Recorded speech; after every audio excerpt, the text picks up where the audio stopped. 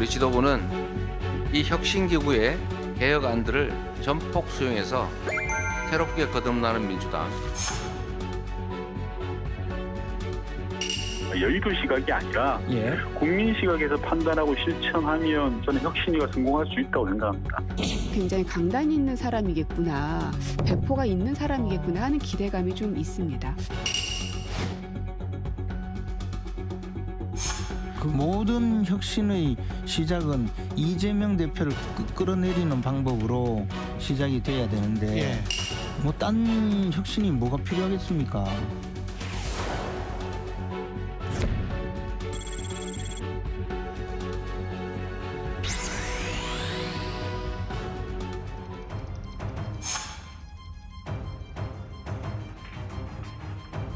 구체적인 근거 없이 미공개 정보 의혹이 있다라고 하면서 의혹을 제기하는 것은 조금 주장 자체로서 부실한 주장이 아닌가.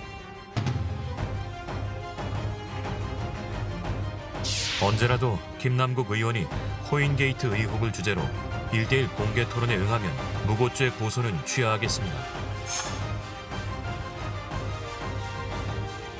제가 무릎 보호대를 차고 왔습니다. 양반 다리가 되는지 앞으로 나가 직접 보여드리겠습니다.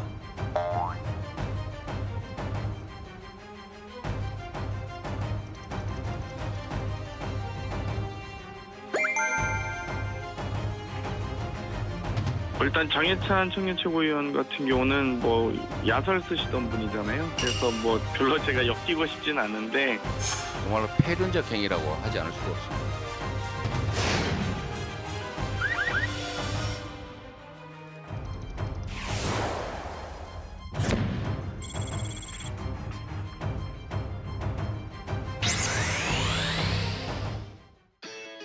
국가대표 정치뉴스쇼 5시 정치부회 시작합니다. 백관장, 금요일입니다. 네, 더 힘내서 금요일입니다. 갑시다. 네.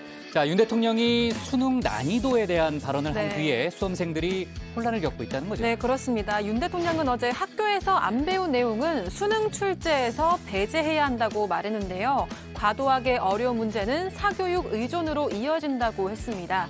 그 말이 알려지자 수능이 대폭 쉬워질 거다, 원론적인 얘기다, 이렇게 설왕설래가 한창인데요. 당장 시험을 앞둔 수험생과 학부모들에게는 당황스러운 일이 아닐 수 없습니다. 논란이 커지니까 오늘 대통령실에서 추가 설명을 내놨다는 거죠. 네, 맞습니다. 대통령이 돌발 발언을 던지고 자세한 설명이 뒤따르는 패턴이 반복됐습니다. 대통령실은 윤 대통령이 쉬운 수능, 어려운 수능을 얘기한 게 아니고 변별력은 시험의 본질이라는 전제도 달았다고 했습니다.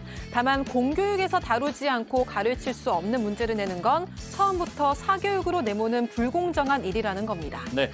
그런데 대통령 발언 이후에 교육부 네. 대입 담당 국장이 전격 경질이 됐잖아요. 네. 6월 모의고사가 예상만큼 쉽게 출제되지 않은 게 원인이다, 뭐 이런 얘기가 좀 네. 나오고 있는데 수험생들의 동요가 대통령실 설명으로 멈출 수 있을까요? 네, 이 대입 담당 국장이 대기 발령 조치를 받자 대통령실은 강력한 이권 카르텔의 증거로 오늘 경질을 예의주시할 필요가 있다고 밝혔습니다. 윤 대통령이 줄곧 쉬운 수능을 주문해 왔지만 받아들여지지 않았다는 건데요. 몇 달째 버티고 있기 때문에 경질이 이루어진 거라고 강조했습니다. 대통령의 의지와 메시지가 분명한 만큼 당장 올해 수능부터 이런 기조가 반영될 가능성이 커 보입니다. 좋습니다. 자세한 얘기는 저희가 잠시 후에 뉴스픽에서 알아보는 걸로 하고요. 아까 이제 영상에 잠깐 나왔습니다만 최근 공개 행사에서 실신한 장경태 의원을 두고서 국민의힘 쪽에서는 쇼다, 뭐 이런 얘기가 네. 나왔잖아요. 오늘 이재명 대표가 폐륜이라는 표현을 썼네요. 네, 그렇습니다. 장해찬 국민의힘 최고위원은 장 의원이 실신할 때 무릎 보호대를 착용했다는 의혹을 제기하면서 기절쇼라는 표현을 썼는데요. 이재명 대표는 오늘 폐륜적 행위라며 최소한의 인간적 도의를 갖췄느냐는 생각이 들었다고 말했습니다. 그러자 장해찬 최고위원은 형수에게 입에 담지 못할 욕설을 퍼붓는 게 폐륜이라고 맞받았습니다. 장경태 의원은 어떤 입장이에요? 네, 장 의원은 장해찬 최고위원은 야설을 쓰던 사람으로 별로 엮이고 싶지 않다고 말했는데요. 또 무릎 보호대 주장을 하는 사람들에 대해서는 법적 대응을 검토 중이라고 밝혔습니다. 네. 이따가 주민에서 네. 제가 자세히 얘기해 볼게요. 갈게요. 네. 네.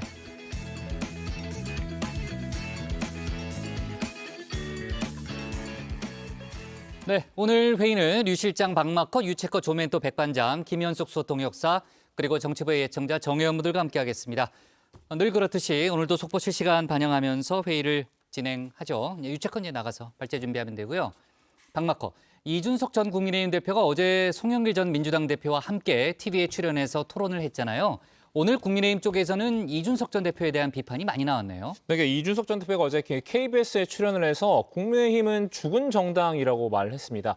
국민의힘 박성중 의원이 이준석 전 대표는 좌파 패널과 다를 게 없는 이 보수 사칭 패널이라면서 이 두 전직 대표는 방송 내내 이 사회자와 함께 대통령과 여당의 외교 정책을 한 목소리로 비난, 조롱했다고 말했습니다. 그러면서 이 KBS가 의도적으로 좌편향 방송을 했다고 주장했습니다. 네. 마침 오늘 또 방통위가 KBS 수신료 분리 징수를 위한 시행령 개정안을 입법 예고하기도 했죠. 자, 아무튼 이제 관련한 여러 가지 논란이 이어지는 분위기인데요. 서둘러 가도록 하겠습니다. 유한울의 뉴스픽 5부터 오늘의 정치부회의 출발하겠습니다.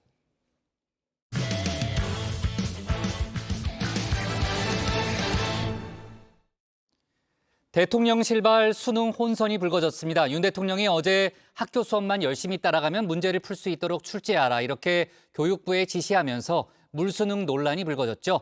대통령실은 수능의 난이도를 얘기한 것이 아니고 사교육 문제를 지적한 거라고 수습에 나섰습니다.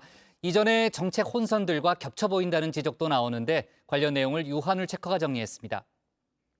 5시 하면 다정해 정의원들의 뉴스 큐레이터 울체커입니다. 금요일에 뉴스픽 5 바로 들어갑니다. 오늘 준비한 소식은요. 또 혼선, 코인 공개 신경전, 2년 연속, 이유 없는 총격, 안전이 제일입니다. 2024학년도 대학 수능 이제 153일 앞으로 다가왔습니다. 수험생과 학부모 모두 민감할 수밖에 없는 시기죠. 특히 매년 가장 큰 관심사는 바로 수능 난이도입니다. 너무 어려운 불수능이어도 문제이지만 너무 쉬운 물수능이어도 변별력이 없어서 논란이 되는데요. 여기에 어제 정부가 불을 댕겼습니다. 변별력은 갖추되 학교 수업만 열심히 따라가면 문제를 풀 수 있도록 출제하고 학교 수업에서 다루지 않은 내용은 출제해서 배제하라고 말씀하셨습니다. 네, 더 정확히는 대통령실에서 촉발된 논란입니다. 이주호 교육부 장관이 지금 한 말이 윤 대통령의 지시였기 때문이죠. 이 장관이 교육개혁 추진 과정을 보고했는데 이 보고 내용에는 들어가 있지 않았지만 별도로 지시했다고 합니다. 윤 대통령이 각별히 신경을 써서 내린 지시, 그것도 수능에 대해 이례적으로 직접 언급한 거라서요. 교육 현장에서는 올해 수능에 대한 가이드라인이 내려왔다는 반응이 나왔습니다. 학교 수업에서만 나온다니 그렇다면 이번엔 물수능인가 보다 이런 해석까지 따라붙었죠. 더욱이 만점자가 한 명 나온 재작년 용암 수능에 이어서 지난해 조금 쉬워지긴 했지만 여전히 어려웠다는 평가가 나왔던 터라 관심이 더 집중됐습니다. 지난해 수능은 이제 결과적으로는 난이도 조절에 실패한 불수능, 용암 수능이라는 지적을 받았고 이 연계도가 축소되는 반면 어떻게 하면 체감 연계도를 올릴 수 있을까? 그래서 학생들이 조금 더 수월하게 문제에 접근할 수 있지 않을까 해서 체감 연계도를 올리는데 저희들이 많은 노력을 하였습니다. 네, 물수능 논란이 불거지자 4시간 만에 대통령실이 다시 나섰습니다. 브리핑을 수정하겠다고 공지한 건데요.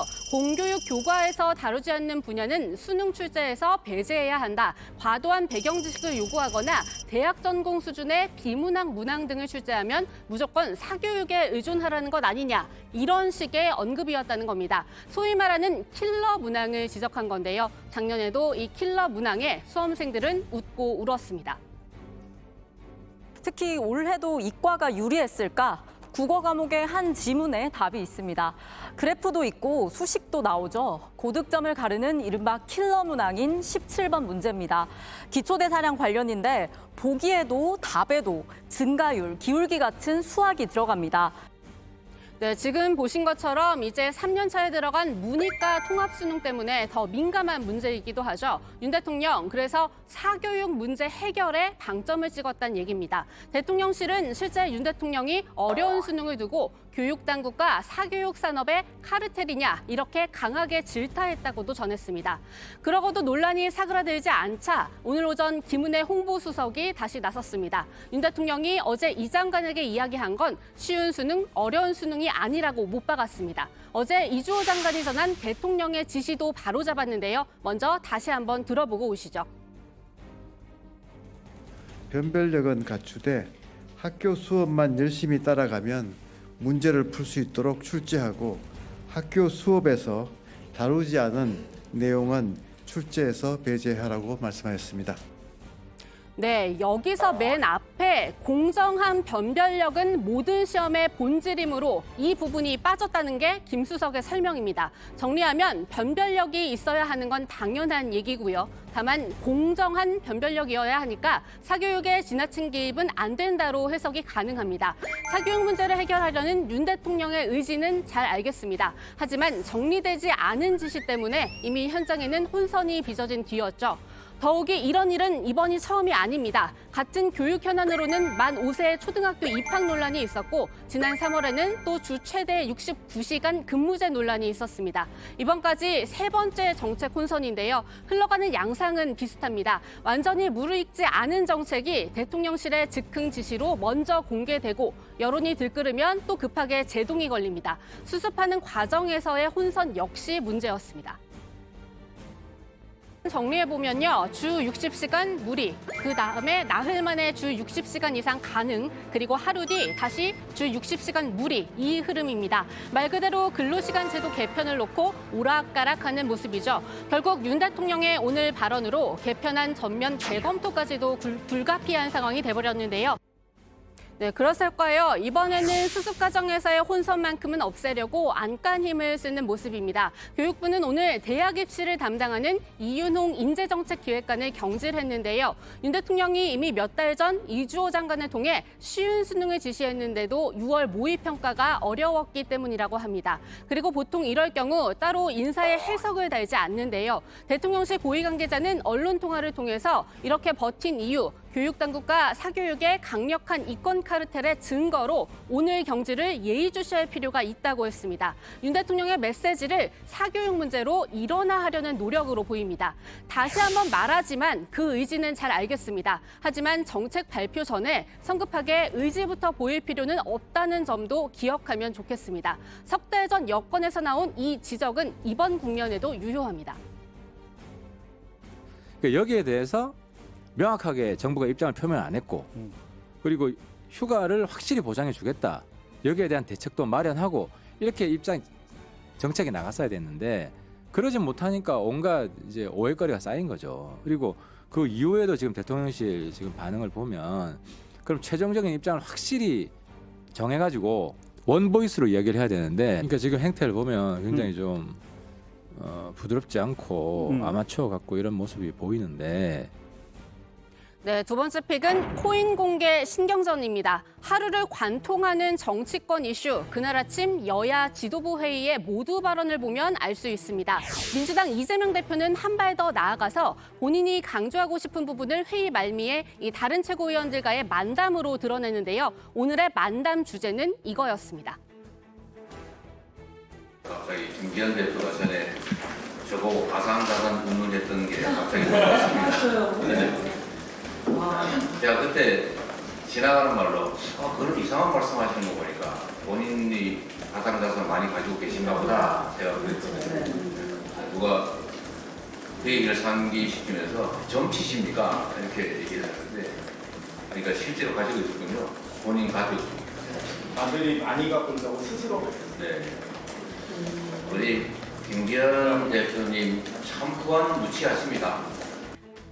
네, 지난 주말 김기현 대표의 아들 김모 씨가 이 블록체인 회사의 임원으로 근무 중이라는 사실이 밝혀졌습니다. 이재명 대표는 여기에 대해 공개 해명을 요구했고 김 대표는 직원으로 취업한 게 잘못이냐 이렇게 맞섰는데요. 그런데 여기에서 하나 더 나아간 의혹을 들춰낸 겁니다. 김 대표 아들이 한 NFT 관련 커뮤니티에 불장이 다시 왔을 때 다바로 인생 엑시트해야죠 라고 했다는데요. 이 다바는 김 씨가 재직 중인 회사에서 만든 가상 자산으로 코인 전문가 변창호 씨는 김 씨가 가상 자산을 띄워서 한 방을 노린 거라는 취지의 의혹을 제기했습니다. 민주당은 이 변창호 씨, 김남국 의원에 대한 의혹을 제기할 때 여당이 자주 인용했던 사람이라는 점을 들어서 역공에 나섰습니다.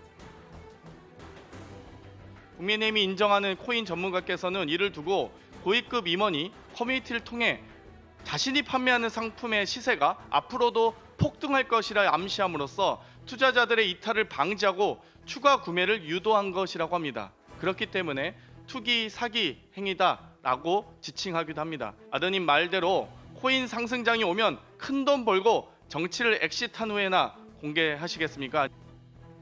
네, 그러면서 김 대표한테 얼른 본인뿐만이 아니라 가족의 가상자산 내역을 공개하라고도 촉구했는데요. 이건 김 대표뿐만이 아닙니다. 민주당은 어제 소속 의원 모두 권익위의 가상자산 전수조사를 위해 개인정보 제공 동의서를 모두 제출했는데요. 이 점을 내세워서 국민의힘도 얼른 내라고 압박하고 있습니다. 가상자산 전수조사를 위해서 개인정보 제공 동의서를 모두 제출했습니다. 국민의힘도 하루속히 가상자산 전수조사를 위한 개인정보 제공 동의서를 제출하시기 바랍니다. 네, 국민의힘은 여기에 대해 권익위에서 개인정보 제공 동의서 양식이 오지 않아서 기다리고 있다는 입장인데요. 김기현 대표도 마찬가지입니다. 하지만 민주당이 제일 관심을 갖고 정조준하고 있는 아들의 가상자산 공개는 사실상 거부한 상태입니다. 법에 따르겠다고 했는데 정작 그 법에 따르면 아들이 가상자산을 반드시 공개해야 할 근거가 없습니다. 따라서 앞으로도 이 가상자산 공개를 둘러싼 신경전은 이어질 것으로 보이는데요. 다정회에서 계속 챙겨서 전해드리겠습니다. 아마 여야가 합의를 해서 국회법을 처리한 것으로 알고 있습니다. 그 국회법에 따른 국회법 또 무슨 공적윤리법이었나요? 아마 두 개의 법이 처리된 것으로 제가 알고 있습니다만 그 법 절차에 따라서 아마 공개 여부까지 다 포함해 진행이 될 것이니까 당연히 법 절차에 따른 이행을 할 것입니다. 네, 다음 픽은 2년 연속입니다. 우리나라가 미국 국무부 인신매매 보고서에 3등급 중 2등급으로 분류됐습니다. 지난해 20년 만에 2등급으로 떨어진 뒤 2년 연속입니다. 미국 국무부는 우리 당국의 노력은 늘었지만 충분하지는 않다고 평가했습니다. 특히 이주 노동자 문제를 지적했는데요. 이주 노동자에 대한 노동 착취 인신매매가 만연한데도 한국 정부는 어떤 보고도 하지 않았고 당국자들은 인신매매를 다른 범죄와 계속 혼동하고 있다고 봤습니다. To men and boys. We need to do a better job of identifying labor trafficking because so often people are really looking for sex trafficking, and we need to make sure that we're looking for all victims of trafficking. 네, 이번에는 이유 없는 총격으로 갑니다. 미국 시애틀에서 30대 한인 부부가 피격당했습니다. 임신 8개월이었던 아내 그리고 응급분만으로 태어난 뱃속 아이가 숨졌습니다. 남편은 팔에 총상을 입었다고 하는데요. 정신과 치료를 받은 적이 있는 용의자는 한인 부부의 차에서 총을 봐서 쐈다고 진술했지만 사실이 아니었습니다. 이유도 없이 6차례 총격을 가한 겁니다. 한인 사회는 충격에 빠졌습니다.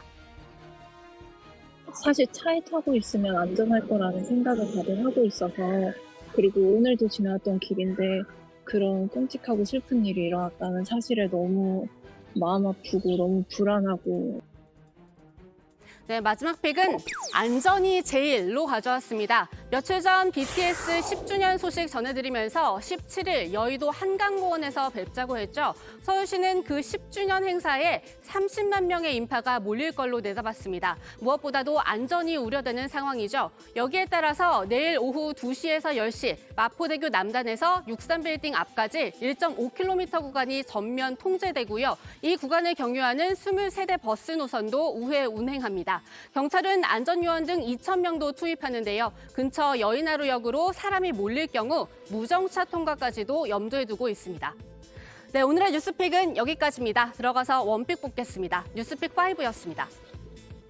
네, 윤 대통령의 수능 관련 발언, 이제 수험생과 학부모들의 혼란이 좀 커졌는데 대통령실과 함께 교육부도 급하게 수습에 들어간 모습입니다. 다시 한번 그 내용을 좀 요약해 보면은 쉬운 수능이 아니라 공정한 수능의 방점이 찍혀 있다. 이게 이제 교육부의 또 추가 설명인 거죠. 네, 그렇습니다. 이 장상윤 교육부 차관이 오늘 출입 기자들과 백브리핑을 진행을 했는데요. 대통령의 발언은 수능이 공교육 교육 과정 내에서 출제가 돼서 이 학교 교육을 통해 충분히 대비할 수 있도록 함으로써 학생들을 사교육으로 내몰지 않아야 한다는 취지였다고 설명했습니다. 장 차관은 특히 유치커도 아까 말한 그 킬러 문항에 대해서 지적을 했는데요. 난이도 조절을 한다는 목표 하에 문제를 꼬아서 이 교육과정 바뀌라는 소리를 듣고 대학 교수도 풀기 어렵다는 소리를 듣는다고 말했습니다. 네, 장상윤 차관은 수능 출제를 담당하는 교육과정평가원에 대해서 총리실과 합동으로 감사할 계획이라고도 밝혔습니다. 공정한 수능에 대한 대통령의 지시와 방향은 3월부터 있었는데 6월 모의고사 시행 결과를 보면 그런 방향이 충분히 반영되지 못했다고 판단했기 때문이라는 건데요. 오늘 오전에 대입 담당 국장이 경질된 것에 대해서도 대통령의 지시가 제대로 이행되고 있지 않다는 판단 때문이었다라는 점을 다시 한번 분명히 했습니다. 네. 대입 담당 국장이 사실 수능이 5개월밖에 안 남은데 전격 경질된 데 대해서 아까 이권 카르텔이라는 표현을 썼다고 그랬잖아요. 네, 맞습니다. 구체적인 무슨 명확한 증거가 있는지는 모르겠습니다만 아무튼 좀 속보를 챙겨봐야 될 그런 사안이네요. 자, 이번에는 두 번째 픽으로 좀 넘어가서 민주당이 김기현 대표 아들 관련 의혹으로 국민의힘이 역공을 펴는 모습인데 국민의힘 입장은 따로 나온 게 있습니까? 네, 그런데 유상범 수석 대변인이 도대체 뭐가 문제냐고 했습니다. 당 차원의 반론이 없냐는 문의를 많이 주셔서 답을 드리려고 한다면서 반박에 나선 건데요. 유 대변인은 단지 코인과 관련된 회사에 다녔다는 것만으로 비난을 한다면 이재명 대표가 왜 대표냐고 비판하는 것을 받아들이겠다는 것과 다름이 없다 이렇게 말을 했습니다. 비판하려면 행위에 문제가 있을 때 해야 한다면서 적어도 문제가 뭐냐는 것에 대한 의문, 질문을 던질 수 있어야 한다 이렇게 덧붙였습니다. 네, 어제 정치부회의 끝난 뒤에 김남국 의원이 코인 투기 논란과 관련해서 국회 윤리특위 심사자문위원회에 출석을 했잖아요. 어제 누가 챙기기로 했던가? 결국 유체커가 챙겼다면서요? 네, 원래 박마커한테 국장이 얘기하셨는데요. 네. 제가 챙겼습니다. 아, 그래요? 네, 알았어요. 그래서 좀 박마커가 안 한다고 그랬어요? 좀 그런 건 아닌데요. 아, 좀, 그래요? 네. 자진해서? 네, 제가 자진해서 했습니다. 네. 육아 때문에 좀 힘들어 보여서요. 그래요? 알았습니다. 네. 네. 그래서 제가 챙겨봤는데요. 김 의원은 어제 윤리심사자문위에 출석해서 1시간 반 가까이 소명했습니다. 이 상임회의 중에 코인 거래를 했다는 의혹에 대해서는 국민 여러분께 송구하다는 입장을 다시 한번 밝혔습니다. 하지만 미공개 정보를 이용해서 가상화폐 투자를 했다는 의혹은 적극 부인했습니다. 저는 의정활동 시작할 때부터 모든 사람들 만나는 것들을 인턴 비서관에까지 다 공개를 해서 투명하게 하고 있습니다. 그래서 미공개 정보를 받을 만한 사람, 그런 어떤 관계 이런 것들이 직접 간접 하나도 없다라는 것을 다시 한번 말씀드리고 싶고요. 네, 윤리심사자문위는 23일 가상화폐 전문가를 불러서 추가 회의를 열고요. 29일까지는 징계 논의를 마무리할 계획입니다. 네, 자 유치커고는 오늘의 원픽은 뭡니까? 네, 오늘의 원픽입니다. 윤 대통령이 불러온 물수능 논란, 대통령실 공정한 변별력 언급했을 뿐.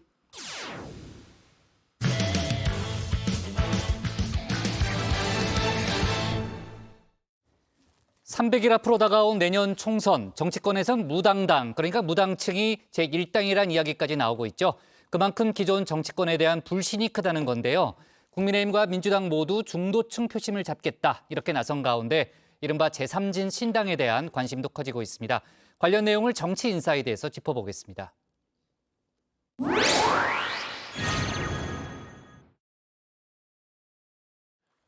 내년 4.10 총선이 300일 앞으로 다가왔죠. 현재 유권자들의 표심, 그 어느 당의 손도 들어주지 않았습니다. 국민의힘과 민주당의 지지율, 보시는 것처럼 34%로 동률을 이뤘는데요. 무려 27%나 차지한 무당층의 숫자에 눈길이 갑니다. 어제 취임 100일을 맞이한 국민의힘 김기현 대표, 이 무당층을 잡겠다는 의지를 드러냈는데요. 여기도 제1당이 중도 무당층이라는 우스갯소리가 나오고 있습니다. 부끄러운 일이라고 생각합니다. 국민들이 정치에 등을 돌린 이유, 민주당 탓을 했죠. 각종 불법과 부정부패, 민주당이 보여준 도덕 불감증 때문이란 겁니다. 전 현직 당 대표부터 소속 의원 수십 명이 수사를 받거나 재판을 받고 있는 민주당은 각종 특권을 남용하며 국회를 비리 비효의장으로 만들어버렸습니다. 사법 리스크를 덮으려고 민주당은 국회를 비정상으로 만들고 거의 매주 거리로 나가 핏대를 세우며 선전선동에만 열을 올립니다. 민주당 이재명 대표의 사법 리스크를 타깃으로 삼은 건데요. 그럼 그 반사 효과 국민의힘이 톡톡히 누리고 있어야겠죠. 김 대표가 당을 잘 이끌었다면 말입니다. 하지만 결과는 무당층만 늘었을 뿐입니다. 실제로 김기영, 이재명 양당 대표에 대한 국민들의 평가 한마디로 독인객인이었습니다. 두 사람 모두 긍정평가보다 부정평가가 2배가량 많았습니다. 김 대표, 당내에서 존재감이 없었다는 촌평을 듣고 있죠. 당 대표로서 국민들에게 보여준 게 없다는 지적인데요. 김기현 대표가 정확하게 100일 동안 뭘 하셨는지 제가 뭔가 떠올리기가 쉽지가 않습니다. 김기현 대표가 본인의 어떤 색깔을 보여주거나 아젠다를 띄웠다라고 평가하기는 좀 어려울 것 같고요. 그나마 평가하자면 무소식이 희소식인 존재였다는 겁니다. 대중적인 인식이 이제 용산 출장소다 이런 좀 그런 인식도 있죠. 예, 그런 인식이 있는지 몰라도 하여튼간에 이제 여당발 뉴스가 안 나오고 야당발 뉴스가 많잖아요. 김 대표는 미미한 존재감이란 시선을 성공적인 당정 화합이었다 승화를 시켰는데요. 민심의 방향, 대통령실과의 협의 과정에서 충분히 전달하고 녹여낸 다음에 그 해답을 찾아서 최종 결론으로 만들어서 한 목소리로 원팀으로 나가기 때문에 종속된다는 표현은 전혀 동의할 수가 없고 매우 건강한 화합 하모니를 이루고 있다. 당정 화합. 본인은 만족스럽겠지만 평가자는 국민이죠. 국민들이 후한 점수를 줬다면 지금보다는 국민의힘 지지율이 높게 나왔어야 합니다. 여당으로서 정부를 지원하면서도 때때론 잘못도 따끔하게 지적할 수 있는 건강한 긴장 관계. 김 대표에겐 꽤나 어려운 일이었나 봅니다. 아니면 애초에 머릿속에 당정 일체밖에 없었던 걸까요? 대통령실과 당이 화합을 잘하면 이끌려간다 그러고 서로 대립하면 갈등이라 그러고 그야말로 자신의 필요에 따라서 프레임을 짜고 재단한 것이라고 생각합니다. 민주당은 국민의힘과 정부가 집토끼 고수 전략을 펼치고 있다면서 역으로 낙을 세우고 있죠. 중도층에게 정치 혐오를 주장해 일부러 민심을 떠나게 하고 있다는 겁니다. 그 중심엔 민주당을 향한 검찰의 먼지털이식 수사가 있다고 봤습니다. 일반 국민들이 중도층들이 정치에 대한 혐오감들을 더 강화시킬 거 아니겠습니까? 그렇게 되면 양쪽에 강한 지지층들만 결집시키면 이길 수 있다라는 생각을 갖고 있고요. 또 민주당에 대한 어쨌든 비판을 좀 강화시키면서 민주당 지지층의 투표 참여율을 떨어뜨리려고 하는 그런 전략 아닌가 하는 생각. 여권의 전략을 알고 있다면 대안도 마련했어야겠죠. 민주당, 이제부터 하면 된다. 다소 아니란 답변을 내놨습니다. 재판 과정에 들어가면서 당대표의 사법 리스크가 상당히 좀 줄어들었다고 생각하고 있습니다. 그렇기 때문에 이제는 좀 이재명 당대표를 중심으로 당이 좀 단합돼 갖고서 어쨌든 중도를 확장하고 또 민생을 챙기는 정책 정당의 모습을 좀 보여야 된다고 생각합니다. 그동안 사법 리스크 때문에 제대로 대응을 하지 못했다는 건데요. 이 대표가 전당대회에 출사표를 던질 때부터 이미 우려됐던 내용이었죠.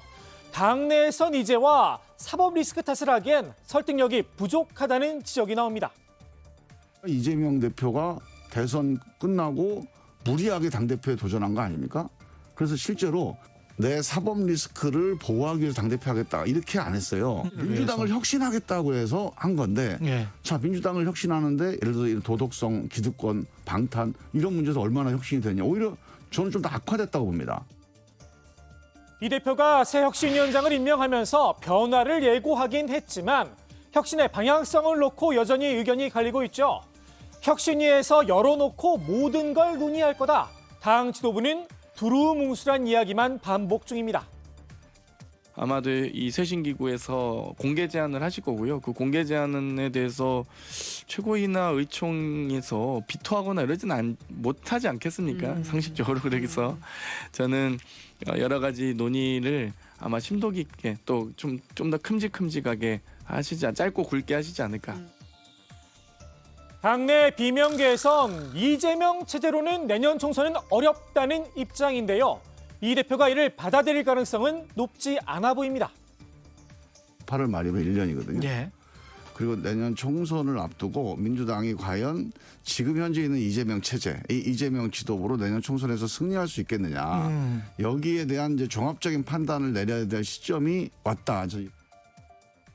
차기 총선 결국 당정일체 국민의힘 대 이재명의 민주당으로 치러질 걸로 보이는데요. 양당의 하향 평준화 대결 제3의 길을 열어줄 거란 관측도 나옵니다. 저한테 이제 총선 전망을 물으면 총선 전망 알 수 없다. 지금처럼 윤석열당, 이재명당이 붙으면 박빙일 거다. 하향 박빙일 가능성이 많고 그렇게 되면 제3지대 정당이 출연할 가능성이 되게 높습니다. 실제로 이른바 금태섭 양양자 신당이 구체적으로 논의되고 있는데요.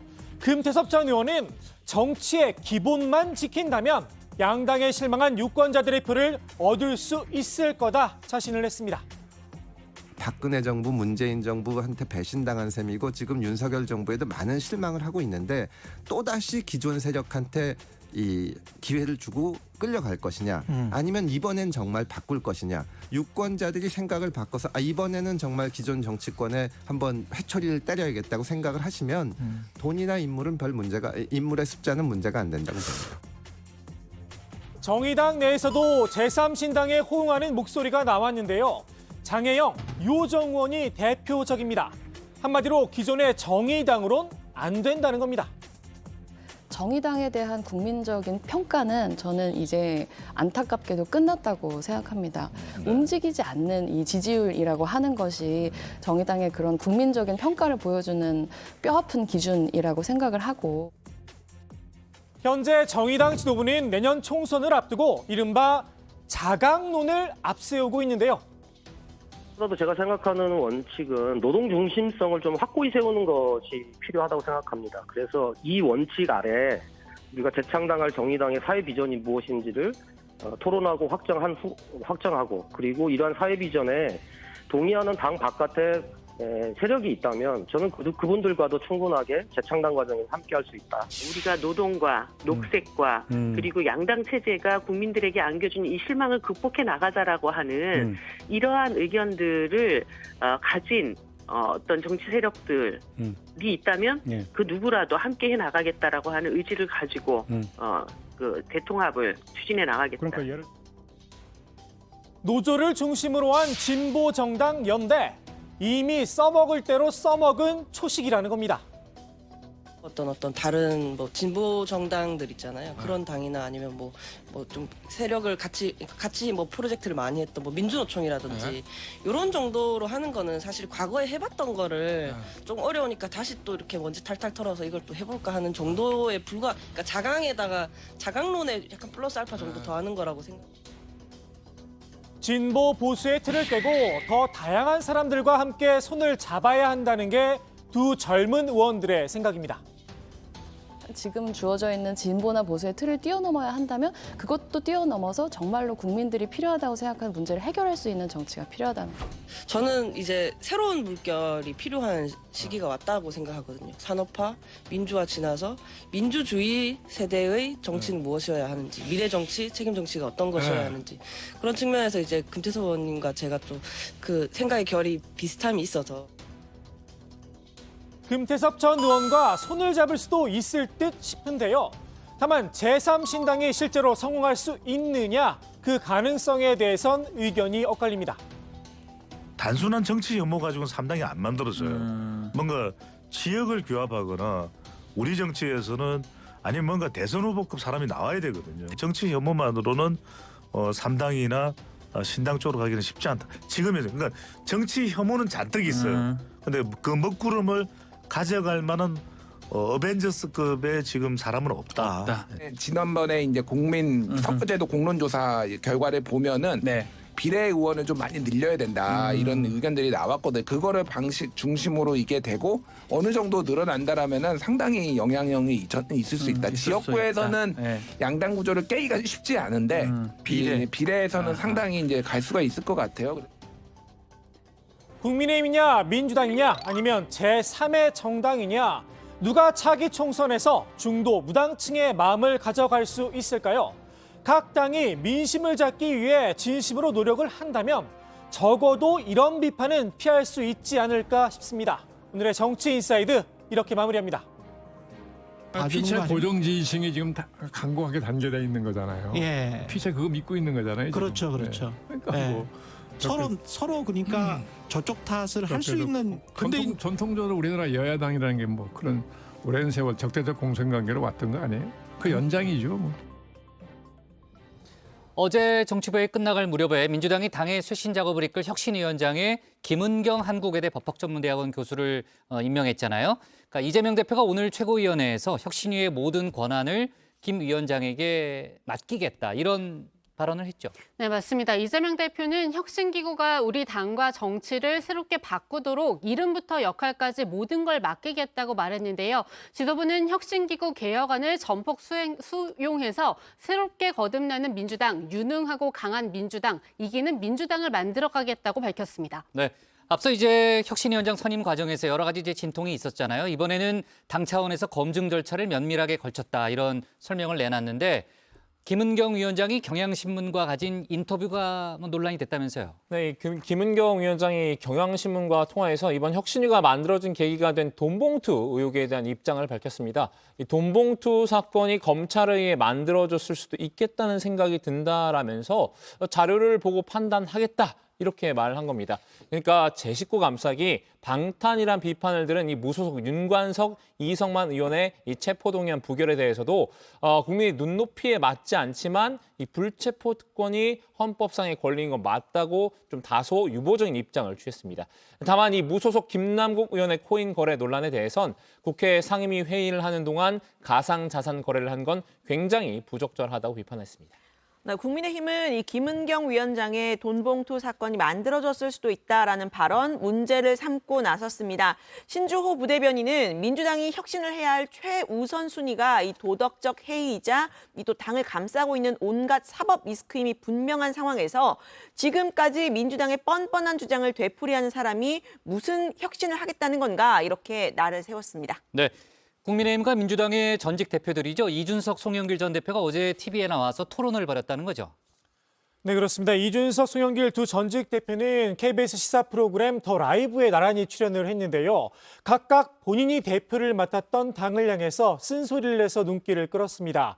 송영길 전 대표는 지금 탈당을 해서 당에 부담을 주고 있어 죄송한 마음이라면서도 밖에 있어 보니 왜 이렇게 못 싸우느냐라는 이야기를 많이 듣는다고 말했는데요.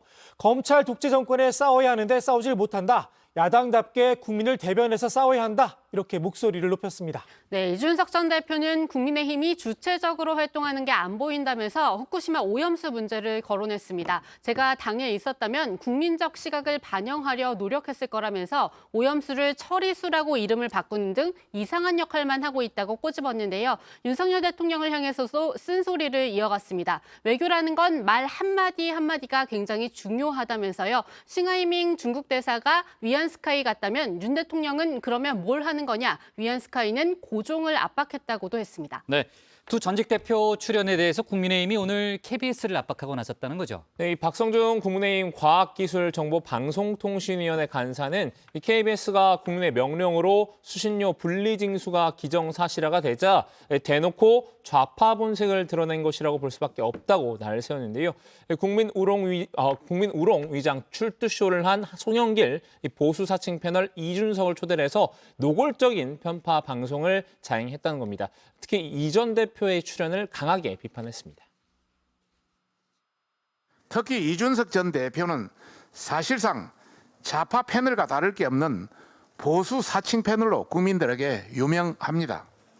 어제 방송에서도 회색지대 패널로서 충실하게 국민의힘은 죽은 정당, 군부 정권의 핵이 이상한 정당 등의 발언을 하며 보수 진영을 향해 내부 총질을 남발했습니다.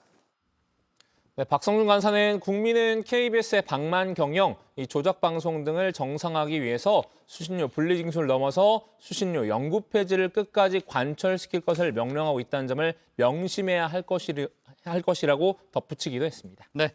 앞서도 얘기했습니다만 마침 또 오늘 방통위가 수신료 분리징수를 위한 시행령 개정안을 입법 예고했고요. 상당히 속도를 좀 빠르게 내고 있는 그런 분위기죠. 자, 좋습니다. 오늘의 정치 인사이드 이렇게 정리하겠습니다. 총선 무당층 잡아라 국민민주 개긴독인 제3신당 기지개로 제목을 잡겠습니다. 다음은 박준우 마커의 주민입니다.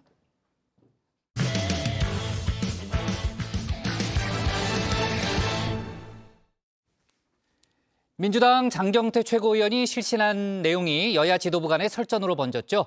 국민의힘 장해찬 청년 최고위원이 장 의원의 무릎 보호대 착용 의혹에 기름을 부르면서 일이 커진 겁니다. 이재명 대표도 오늘 직접 나서서 폐륜이라는 표현을 썼는데 박준우 마커가 주민에서 관련 소식을 정리했습니다. 윤석열 대통령은 방통위 정상화부터 결자 해지하라. 방통위가 방통위 설치법이 정한 대로 합의제 행정기관으로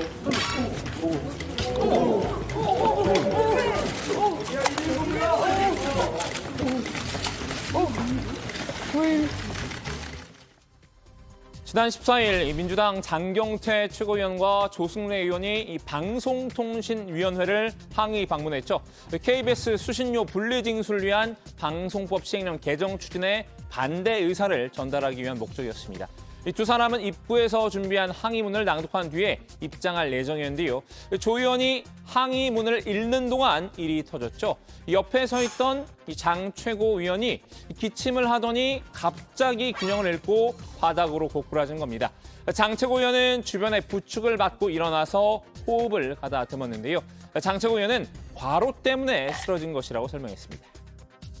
사실 뭐 이런 경우가 흔치 않았어요. 근데 뭐 좀 턱을 바닥에 찍고 나서 좀 제가 또 수초간 경련을 일으키면서 발작 증세를 보여서 저도 그 기억은 나진 않는데 영상을 보고 깜짝 놀랐거든요. 그래서 아무튼 좀 이제는 무리하게 너무 일정을 많이 잡지는 않고 좀 줄여야 되겠다 이런 생각이 들었습니다.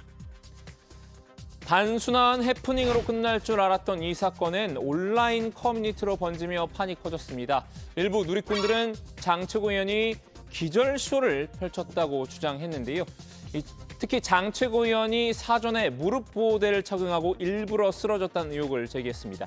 현장에서 촬영된 한 사진을 근거로 들었는데요. 앉아서 숨을 고르는 장 최고위원의 오른쪽 무릎 부근이 좀 이렇게 불룩하게 튀어나와 있죠. 이게 무릎 보호대처럼 보인다는 겁니다. 장 최고위원은 관련 의혹을 강하게 부인했는데요. 정장 바지가 늘어나지 않는 재질이라 바지 안에 보호대 같은 것을 넣을 수 없다고 반박을 했죠. 이 무릎 보호대를 하면 양반 다리가 불가능하다면서 말도 안 되는 의혹을 제기한 누리꾼에 대해선 법적 조치를 할 예정이라고 경고했는데요. 뭐 일단은 여러 커뮤니티에서 악성 의혹을 제기하시는 분들, 이 악성 댓글 뭐 등등이 많이 있는데요. 이 부분들을 좀 모니터링하고 있습니다. 그래서 진짜 너무나 이 반복적으로 이 악의적으로 하신 분들에 대해서는 검토는 하고 있는 건 사실이고요. 충분히 가능하다는 해석도 좀 받았습니다. 하지만 의심의 눈초리를 쉽게 거두지 않는 분위기입니다. 이 장대 장일까요? 장 최고위원의 멍군에 맞서 여당에서 또 다른 장 최고위원이 이 장군을 날렸는데요. 바로 장해찬 청년 최고위원입니다. 캄보디아 조명 등 신흥 가짜뉴스 공장장으로 등극한 장경태 의원. 김건희 여사의 빈곤 포르노 화제 화보 촬영이 논란이 되고 있습니다. 어제 무릎 보호대를 차고 계획된 기절쇼를 했다는 의혹이 제기되고 있습니다. 그래서 제가 무릎 보호대를 차고 왔습니다. 양반 다리가 되는지 앞으로 나가 직접 보여드리겠습니다.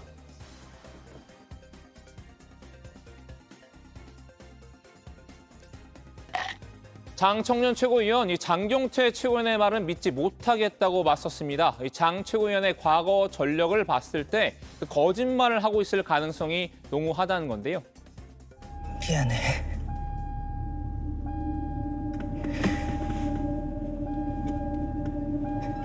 나 당신 못 믿겠어. 장경태 최고위원의 말이 거짓이라는 걸 입증하기 위해 본인이 직접 시연까지 펼쳤죠. 이 무릎 보호대를 착용하고 양반 다리가 가능하다는 걸 몸소 보여준 건데요. 제가 직접 한번 해보겠습니다.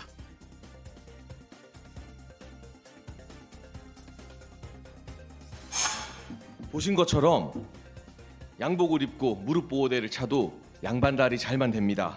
가짜뉴스 공장장 장경태 의원은 억울해하지 말고 무릎 보호대 의혹에 정치 생명을 거십시오. 장경태 최고위원도 물러서지 않았습니다. 이 장해찬 청년 최고위원의 야설 의혹으로 맞불을 놨는데요. 과거 장 청년 최고위원이 이 웹소설 강남화타에서 실존 연예인을 모티브로 성적인 장면을 묘사한 점을 꼬집은 겁니다.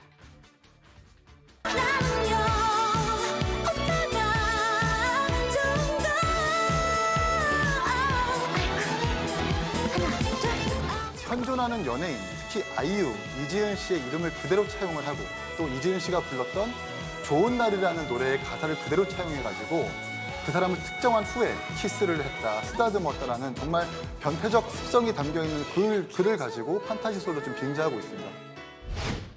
일단 장해찬 청년 최고위원 같은 경우는 뭐 야설 쓰시던 분이잖아요. 그래서 뭐 별로 제가 엮이고 싶진 않은데 장해찬 청년 최고위원의 시연도 비꼬았습니다. 이 시연을 할 거면 앞으로 직접 넘어지는 걸 시연했어야 한다고 일침을 놨는데요.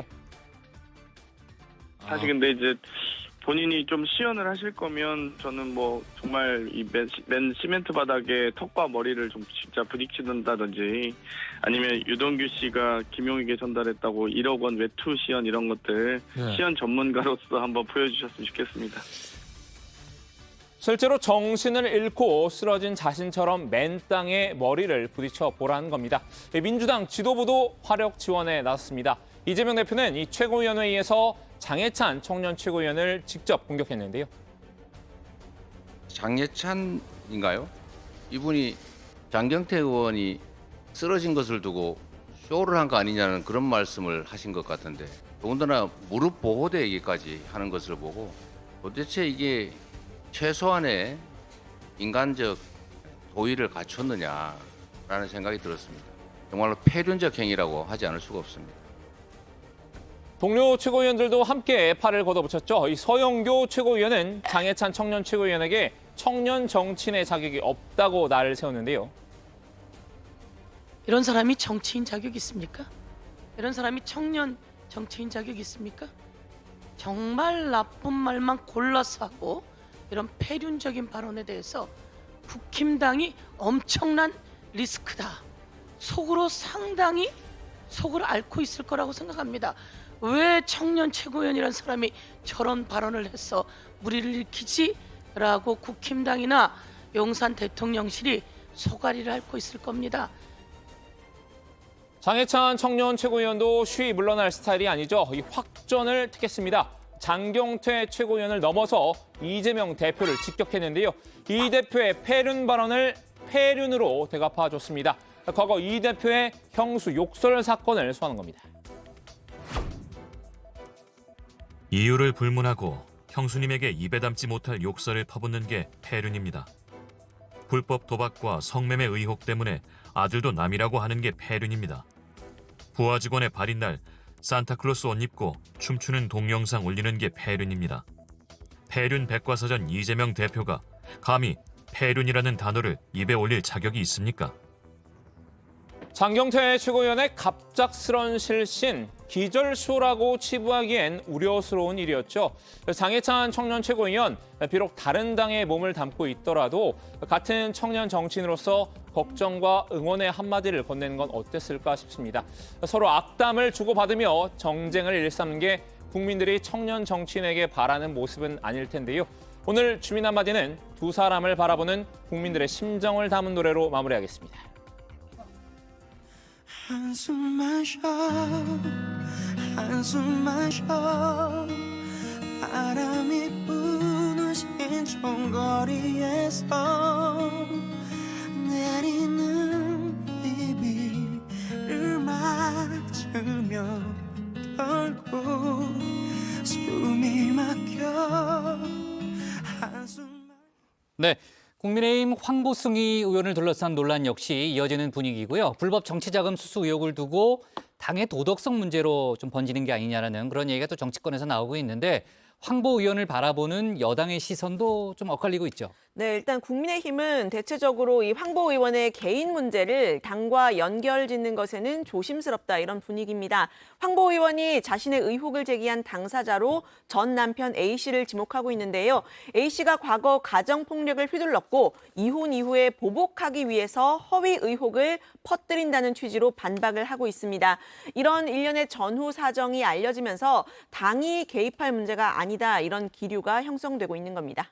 네, 어제 전해드린 내용인데요. 이 황보 의원은 어제 페이스북에 저에게 복수하려는 전 남편의 일방적 주장만을 토대로 경찰은 1년 넘게 수사하고 있다면서 전 남편으로부터 폭행당한 후 촬영한 것으로 추정되는 사진도 여러 장 공개를 했죠.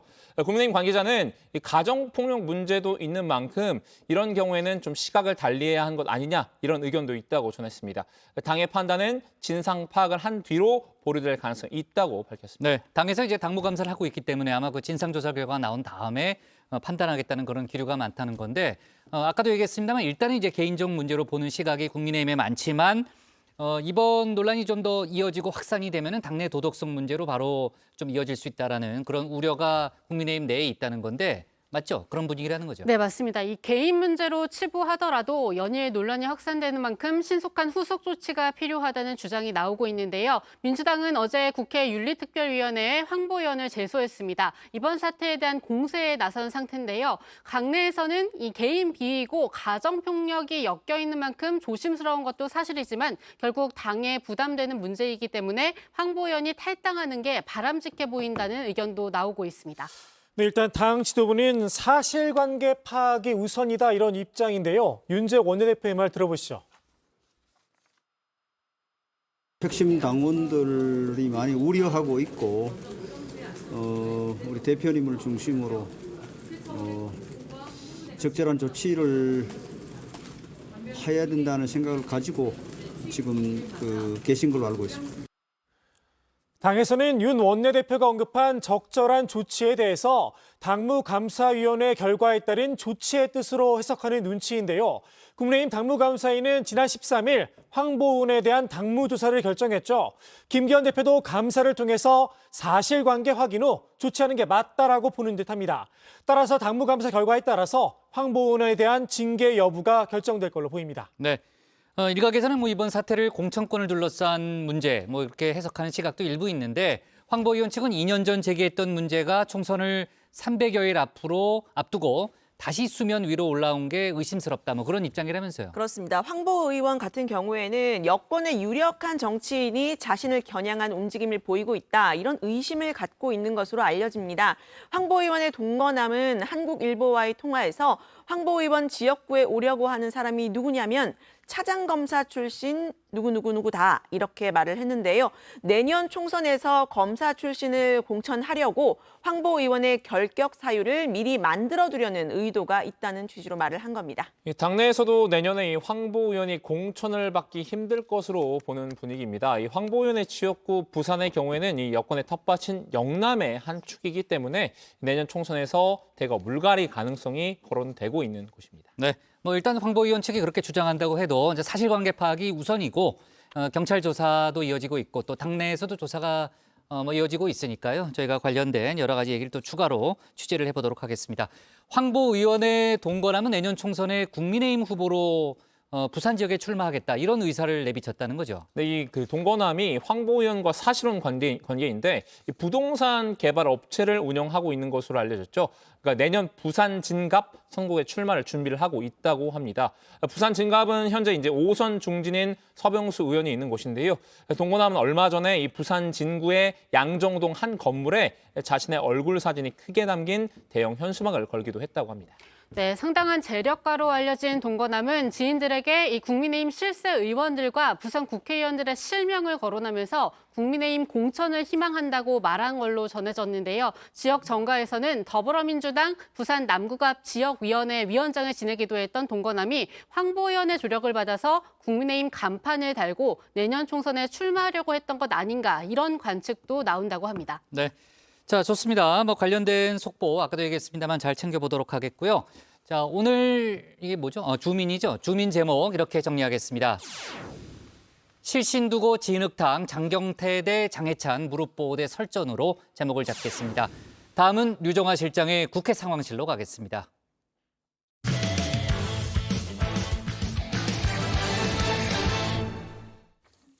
우리 군이 어젯밤 서해 해역에 떨어진 북한 우주 발사체 일부를 인양했습니다. 북한이 발사에 실패한 지 보름 만이죠.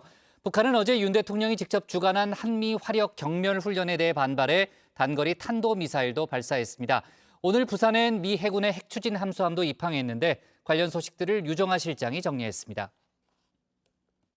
동발사체는 백령도 서쪽 먼바다 상공을 통과하여 어청도 서방 200여 킬로미터 해상에서 비정상적 비행으로 낙하하였습니다. 네, 지난달 31일 북한이 발사한 우주 발사체 천리마 1형 30분 만에 추락을 하면서 실패로 끝났죠.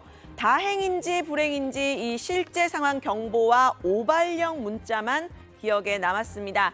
발사체의 일부는요, 서해 어청도 서쪽 200km 지점에 추락을 했는데 보름 만인 어제 밤에 우리 군이 이걸 인양했습니다. 직경, 그러니까 지름이 2.5m고요. 약 12m 길이의 동체에 이렇게 천마라고 분명하게 쓰여 있죠. 발견한 직후에는 물 위에 이렇게 떠 있었는데 75m 깊이의 바다 아래 뻘에 이제 가라앉았죠. 우리 군은 광양함, 통영함, 천혜진함을 동원했고요. 또 해군 해난구조대 심해 잠수사 수십 명을 투입해서 이걸 인양했습니다. 북한은 1단 로켓 분리 후에 2단 점화 과정에서 이 엔진 고장이 있었다, 이렇게 자체적인 실패 원인을 밝혔었는데요. 인양된 로켓은 2단 추진체의 윗부분으로 지금 추정이 된다는 게 국방부의 설명입니다. 북한은 우주 발사체다 이렇게 이야기를 했지만 이거 발사 각도를 낮추면 미사일이 되죠. 전문가들은 이 동체를 분석하면 북한의 탄도미사일 기술까지 분석이 가능할 거라고 내다봤습니다. 엔진 부문뿐만 아니라 산화제나 연료성 부문까지 다 포함되어 있는 거라고 생각이 되고요. 북한의 어떤 전체적인 어떤 그 로켓의 능력을 확인할 수 있고, 한편으로 보면 북한이 갖고 있는 ICBM 대륙간 탄도미사일의 기술의 능력까지도 좀 어느 정도 확인해 볼 수 있는 어떤 기회가 되지 않을까라고. 네, 다만 지금까지는 북한이 로켓에 탑재했다고 했던 첫 군사 정찰 위성 만리경 1호는 발견이 되지 않았는데요. 인양된 로켓은 평택 2함대 사령부로 이송이 된 상태입니다. 천리마 1형의 성능 그리고 외국 부품을 사용했는지 안 했는지 여부 등을 좀 중심으로 해서 미국과 공동으로 조사를 할 예정이라고 합니다. 그리고 어제 북한은요, 2차 우주 발사체 대신에 단거리 탄도미사일 2발을 쐈죠. 오후 7시 25분과 37분이었습니다. 각각 780km를 날아서 동해상에 떨어졌는데요. 북한의 미사일 발사는 63일 만 화성 18형 발사 후에 처음이었습니다. 어제 발사는 한미 합동 화력 경멸 훈련에 대한 반발로 풀이가 됐는데요. 특히 어제 같은 경우에는 윤석열 대통령이 직접 훈련을 주관했죠. 한미 동맹의 압도적 위형, 첨단 전력들을 보니까 여러분 모두 든든하시죠? 저도 국군 통수권자로서 매우 든든하고 흡족합니다. 적의 선의에 의존하는 가짜 평화가 아닌 우리의 힘으로 국가 안보를 지키는 것이 진정한 평화입니다. 네, 북한이 미사일을 또 발사한 어제 일본에서 한미일 안보실장 회의가 마무리된 날이기도 합니다. 즉각 삼국 안보실장 명의의 공동 규탄 성명이 나왔는데요. 이런 미사일 발사 다수 유엔 안보리 결의의 명백한 위반이다. 그리고 미국은 한국과 일본에 대한 철통 같은 안보 공약을 분명히 재확인한다라는 내용이 담겼습니다. 우리가 연합 합동 화력 경멸 훈련을 할 때부터 북한 측에서 어떠한 조치가 있지 않을까 하는 생각은 하고 있었고요. 우리 군은 거기에 대비해서 만전의 대비 태세를 취하고 있고. 네, 이번 북한 미사일 발사에 대한 일종의 경고 차원의 의미도 있는 듯한데요. 오늘은요, 미 해군의 핵추진 순항 미사일 잠수함 미시건함이 부산 작전기지에 입항을 했습니다. 미시건함은 세계 잠수함 중에 최대 규모라고 하는데요. 사거리 2,500km의 토마호크 순항 미사일 150여 발을 탑재할 수 있다고 합니다.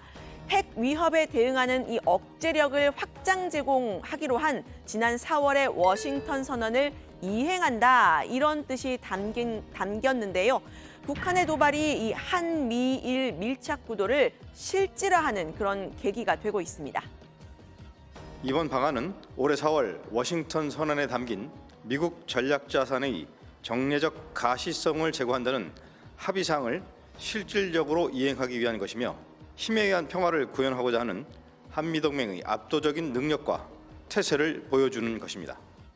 네, 또 이 공교롭게도요, 북한이 63일 만에 미사일을 쏜 바로 어제 남북 정상이 최초로 직접 만났던 6.15 공동선언이 있었던 23주년인 날이었습니다. 오늘은요, 북한이 남북 공동 연락사무소를 폭파한 지 3년째 되는 날인데요. 저도 기억이 생생한 게 제가 이날 직접 민간인 출입 통제선에 인접한 파주 통일대교로 직접 갔었습니다. 한 주민은 꽝꽝 2번 폭발음이 들렸고, 폭발음이 들릴 때 창틀이 흔들릴 정도로 강한 진동을 느꼈다고도 했는데요. 폭파 시간이 오후 3시쯤이었기 때문에 당시 수업 중이던 학생과 교직원들은 즉시 철수를 했고요. 오후 4시부터는 실외 활동을 하지 못하도록 군이 지침을 내렸다고도 했습니다. 네, 우리 정부는 이 남북 공동 연락사무소 폭파 3년 만에 447억 규모의 손해배상 청구 소송을 제기를 했는데요. 정부 차원에서 북한의 소송을 제기하는 건 이번이 처음입니다. 통일부 권영세 장관은 우리가 아무 조치도 하지 않는 건 북한의 잘못된 태도를 용인하는 것이다, 이렇게 이야기를 했는데요.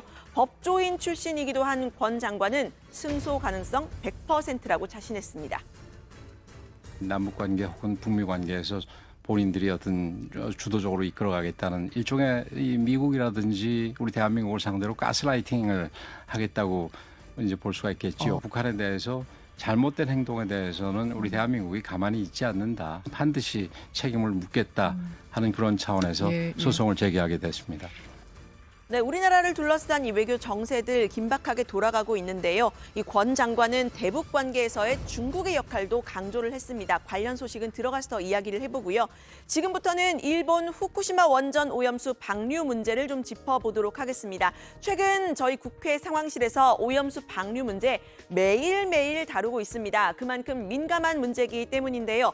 정부 여당은 국민 안심시키기에 돌입을 했습니다. 김기현 대표는 어제 취임 100일이었죠. 이 지도부 만찬을 했는데 서울 노량진 수산시장에서 했습니다. 수산물 판매 촉진 캠페인 차원이라고 했는데 이 야당이 오염수 방류 위험성을 지나치게 강조한다고 애둘러 비판하기도 했습니다. 현장 직접 보시죠. 이게 한 4kg 돼요. 아, 여름 얼마에 돼요?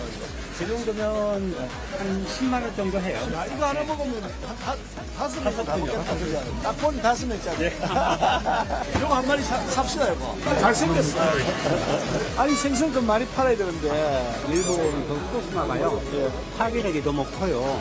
IF 때, 그다음에 저기 코로나 때, 그때보다 더 커요. 좀 이상한 거예요. 방류한 것도 아닌데 괜히 사람들 아니 뭐 지금 그걸 가지고 왜 이런지 모르겠어요. 저는 위협하시는 분들. 장사 저도 한 30년 가까이 됐는데요. 이분이 제일 어려운데 수학업 종사는 상인들뿐만 아니고 전체 어민들한테 이게 엄청 타격이 큽니다. 그러니까요. 이게 좀 정치인들이 이게 경찰하게 좀 조용하게 논리적으로 해서 이게 좀 해결을 잘 해줘야 되는데 너무 국민들 선동해가지고 뭐 너도 나도 다 안 먹으려고 그래요. 쓸데없는 공포를 자꾸 해가지고 뭐 아이고 멀쩡한 걸 가지고 자꾸 뭐 나쁜 거라고 사람들이 인식시키고 나쁜 짓이잖아요. 그래서 우리가 생선 많이 먹자고 캠페인을 해왔어요. 네, 그렇습니다. 이 정부 차원에서도 매일 오염수 방류 관련 브리핑을 하기로 했죠. 오늘이 바로 이틀째입니다. 국무조정실 박구현 1차장은 국민들에게 정확한 정보를 제공하고 불안을 해소하는 데 목적이 있다, 오늘도 분명히 이야기를 했는데요.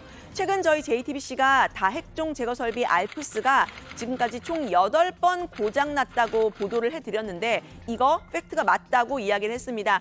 지금 관련 자료를 받아서 알프스 고장 사례 상세 분석하고 있다, 이런 이야기도 했는데 방류를 시작을 했는데 알프스 멈추면 큰일이죠. 알프스는 후쿠시마 원전 폭발 이후인 2013년 6월부터 지난해 7월까지 모두 8차례 고장이 난 걸로 파악됐습니다. 특히 가장 최근인 지난해 7월엔 필터 고장 등으로 방사능 물질인 스트론튬 90이 걸러지지 않은 것으로도 파악됐습니다.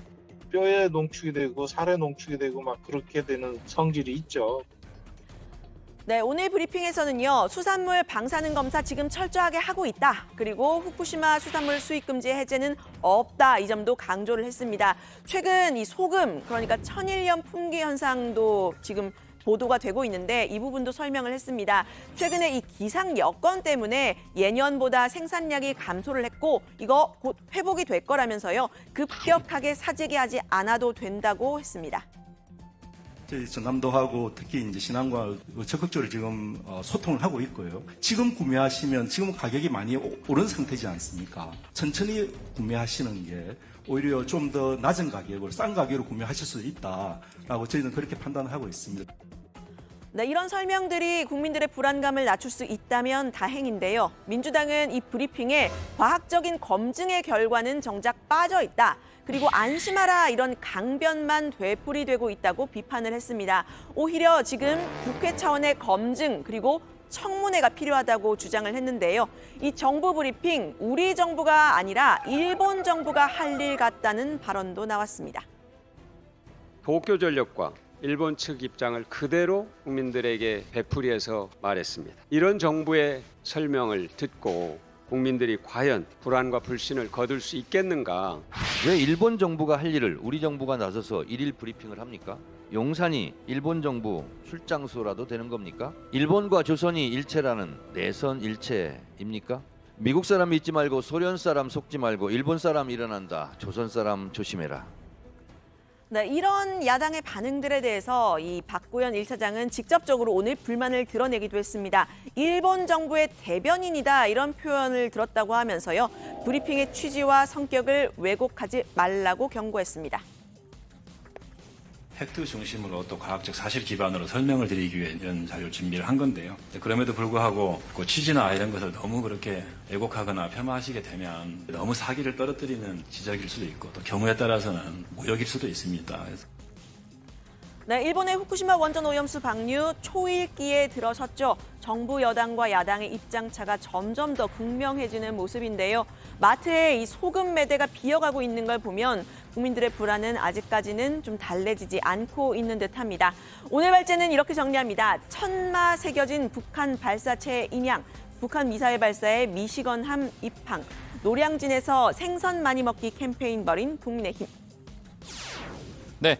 대통령실 조태용 국가안보실장이 어젯밤 한미일 안보실장 대화를 마치고 귀국을 했습니다. 북한이 계속해서 도발을 해왔는데 중국의 역할이 중요하다. 이 부분도 강조했다는 거죠. 네, 맞습니다. 지금 한중 관계가 썩 좋지 않은 상태죠. 싱하이밍 대사의 미국의 승리에 베팅 말라는 발언 이후에 특히 관계가 더 안 좋아진 상태입니다. 조 실장 역시 일본 출국길에는 한중 관계를 역행시켜서는 안 된다고 애들러 비판했는데요. 이런 가운데 북한이 우주발사체 발사 16일 만에 또 대륙간 탄도미사일 발사 63일 만에 어제 또다시 단거리 탄도미사일을 발사한 상태입니다. 어제 귀국길에 조 실장은 북한 문제에 있어서 중국의 역할이 굉장히 중요하다고 했습니다. 안보리 상임이사국으로서 책임 있는 역할을 해달라고도 주문했습니다. 북한은 북한의 대외 무역고의 95% 이상을 중국 한나라하고 지금 하고 있기 때문에 중국이 북한에 대해서 가지고 있는 레버리지는 다른 어느 나라보다도 크다고 생각합니다. 또 중국과도 필요한 만큼 소통을 하면서 우리의 입장을 전해 나가도록 그렇게 할 생각입니다. 자, 어쨌든 중국과 소통을 하겠다는 점을 다시 한번 강조한 셈인데, 하지만 아까 유채커가 얘기했던 대로 지금 이제 한중 관계 충돌 돌파구가 쉽게 보이지는 않는 그런 상황입니다. 자, 앞서 대통령실은 일단 중국을 향해서는 사실 이제 싱 대사의 본국 소환 조치를 요구하기도 했던 그런 사안이었잖아요. 네, 그렇습니다. 윤석열 대통령이 비공개 국무회의에서 이 싱하이밍 대사를 직접 언급한 발언이 공개가 됐죠. 또 대통령실 관계자가 중국 측의 적절한 조치를 기다린다 이렇게 이야기를 하면서 사실상 싱 대사의 본국 소환 조치를 요청했다 이런 풀이가 나왔는데요. 중국도 이를 사실상 거부를 한 상태죠.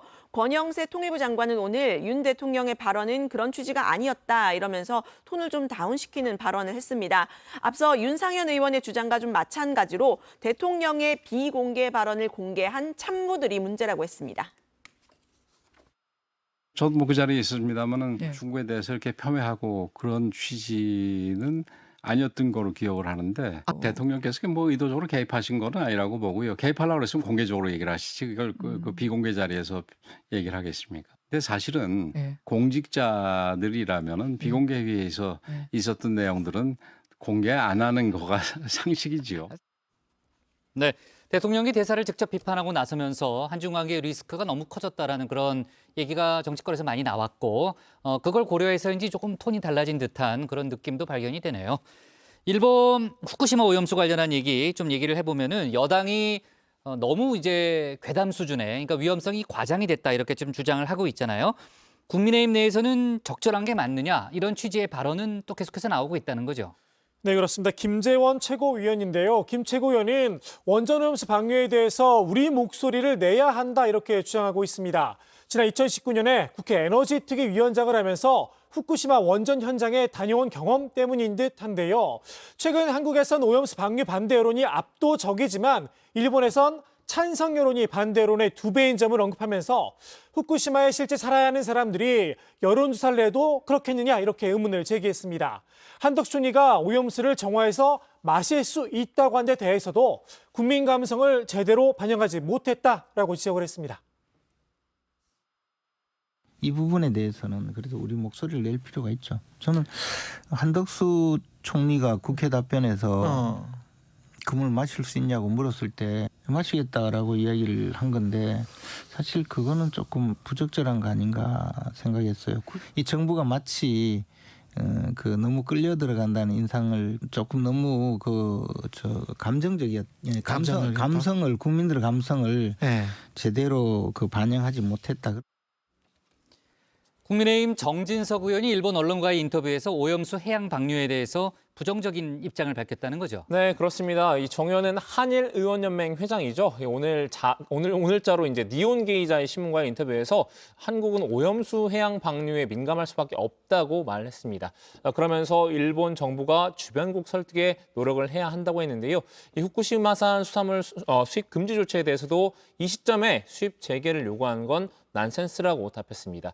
이 조태용 국가안보실장도 어제까지 있었던 일본 방문에서 높은 투명성을 갖고 여러 가지 소통과 협조가 이뤄질 필요가 있다는 입장을 전달했다고 하는데요.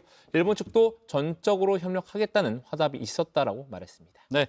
자, 민주당은 뭐 계속해서 오염수 방류에 대해서 공세를 펴고 있고 이번 주말에도 또 장외로 나간다는 거죠. 네. 자, 일단 정부가 더 적극적으로 나서야 한다. 이게 이제 민주당의 주장인 거죠. 네, 그렇습니다. 박광원 원내대표는 오늘도 국회 차원의 검증과 청문회가 필요하다고 강조했고요. 또 태평양의 섬나라인 피지의 장관이 이 일본 방위상을 향해서 오염수가 안전하면 왜 일본에 두지 않느냐고 직격한 적이 있죠. 박찬대 최고위원은 이 태평양 도서 국가연합은 국제해양법 재판소의 제소를 추진 중이라고 한다면서 우리 정부는 오히려 일본 정부 입장만 설명하고 있으니 이게 정상적인 나라라고 할 수 있느냐 이렇게 비판했습니다. 좋습니다. 오늘 발제 이렇게 정리하겠습니다. 북한 발사체 인양 그리고 미시간 함 입항, 노량진서 생선 먹기 캠페인 벌인 국민의힘으로 제목을 잡겠습니다. 네, 오늘 정치부에는 여기까지 하겠습니다. 저희는 다음 주 월요일 오후 5시 정각에 다시 찾아뵙겠습니다.